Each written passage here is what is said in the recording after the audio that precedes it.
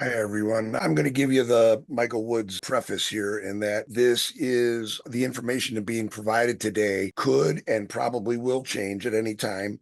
These are plans that they're looking at for the future of the product, but those plans can change, gears can shift.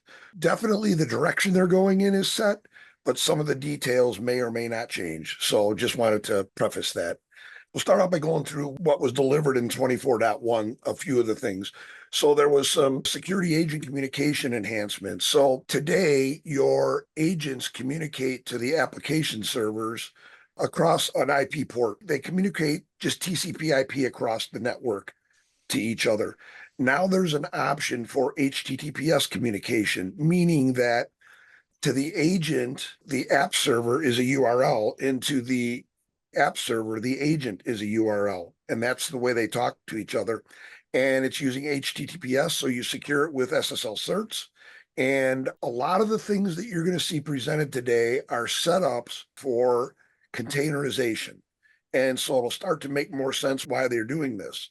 When you're talking inside of a container, you can generally get there through web communications, but you may not be able to get there by a network communication. So that was included in the product and it works really well. I have it set up in a lab. It works wonderfully.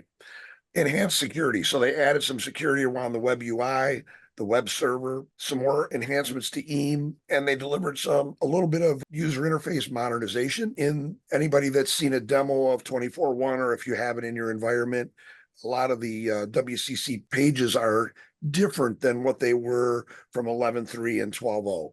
One of the things they delivered with 24.1 is custom banner. So you now have the ability in the 11.3 and on stages, we were able to go in and modify the text across the top of the WCC page, able to modify the background color of the WCC page and the login page.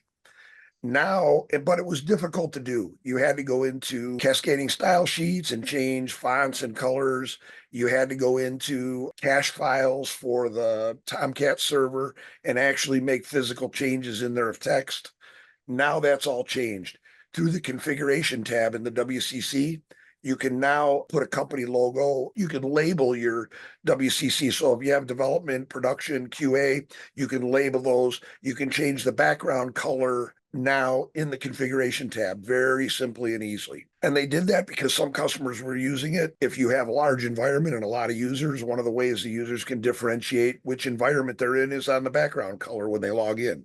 They know their dev is blue, QA is orange, and production is red, whatever the colors may be. And the other thing that they added was additional cloud service job types. All of the plugins for the different job types that are available today out of the box. This is current up to 24.1.